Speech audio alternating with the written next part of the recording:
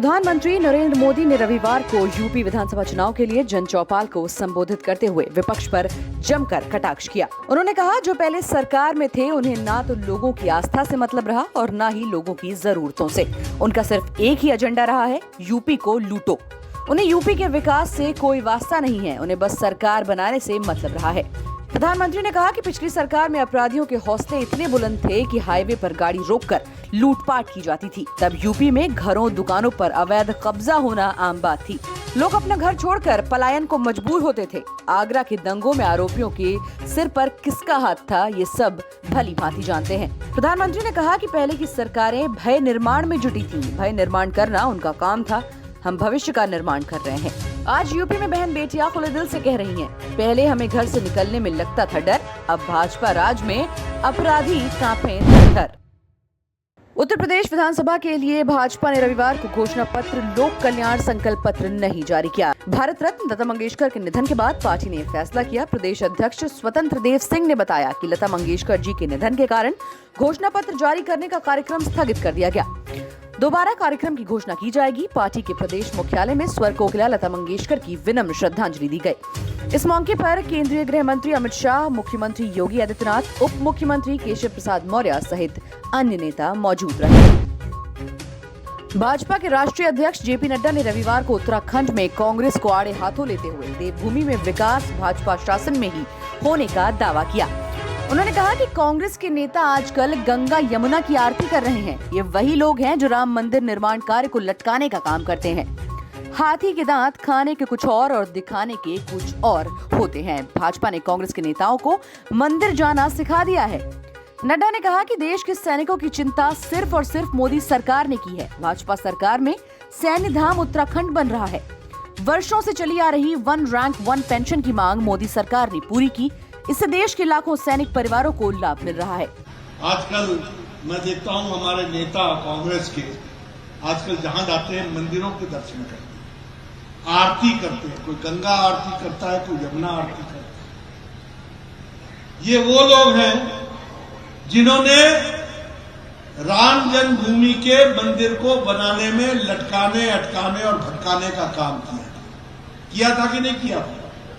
आजकल चंदन लगा करके कैमरे के सामने आकर के भाषण दे रहे हैं। मित्रों, ये हाथी के दांत खाने के और हैं, दिखाने के और।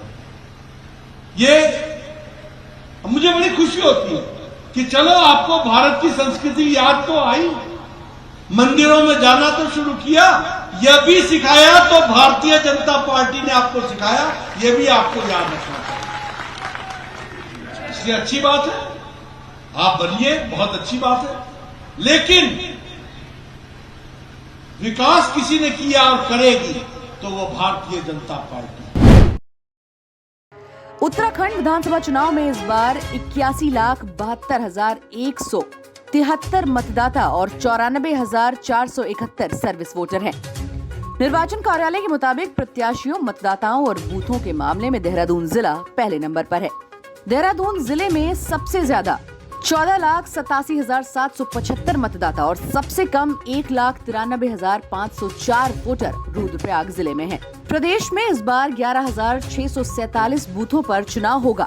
इनमें सबसे ज्यादा 1,873 बूथ देहरादून और सबसे कम 361 बूथ रुद्रप्रयाग जिले में है। सर्विस मतदाताओं के मामले में पौड़ी जिला पहले नंबर पर है, जहां 16,130 सर्विस वोटर हैं और सबसे कम 2,192 सर्विस वोटर हरिद्वार जिले में हैं। इस बार विधानसभा चुनाव में कई बदलाव देखने को मिलेंगे। ईवीएम पर प्रत्याशी का नाम, चुनाव चिन्ह और रंगीन तस्वीरें होंगी। मंत्री और पूर्व जनरल वीके सिंह ने रविवार को अल्मोड़ा में भाजपा की उपलब्धियां गिनवाई। उन्होंने जनसभा में कहा कि 7 साल में जो नहीं हुआ वो मोदी सरकार के 8 साल के कार्यकाल में हो गया। आज पूरे विश्व में भारत की एक अलग पहचान है, जिससे हर भारतीय गौरवान्वित महसूस करता है। भाजपा के स्टार प्रचारक वीके सिंह ने कहा कि डबल इंजन सरकार ने विकास के नए आयाम लिखे हैं। प्रधानमंत्री मोदी को उत्तराखंड से विशेष लगाव है। उन्होंने यहाँ 4 धाम के सर्वांगीण विकास के साथ साथ गांव-गांव तक विकास कार्य को पहुंचाया। रेल और सड़क का गांव-गांव तक विस्तार किया। अगर आप विकास चाहते हैं तो कमल के फूल पर बटन दबाकर भाजपा के प्रत्याशियों को अधिक से अधिक वोट दें। कांग्रेस नेता राहुल गांधी ने आखिरकार पंजाब में कांग्रेस का सीएम चेहरा घोषित कर दिया। चरणजीत सिंह चन्नी ही कांग्रेस से सीएम का चेहरा होंगे। राहुल ने लुधियाना रैली में कहा कि चन्नी गरीब घर से हैं, उनके अंदर कोई अहंकार नहीं है। 3 महीने के कार्यकाल में हर किसी ने देख लिया, चन्नी जी गरीब जनता के लिए काम करते हैं। राहुल ने सिद्धू और सुनील जाखड़ की भी तारीफ की। उन्होंने कहा कि कांग्रेस के पास कई हीरे हैं, इन हीरों में से एक को चुनना आसान नहीं था। सिद्धू के खून में भी पंजाब दिखेगा। उन्होंने कहा कि हमारी पार्टी में लोकतंत्र है, हर किसी को बोलने का अधिकार है। कई बार कुछ लोग बहुत ज्यादा भी बोल जाते हैं, सभी नेता उससे भी सुनते हैं। ये भाजपा और अन्य दलों में नहीं दिखेगा।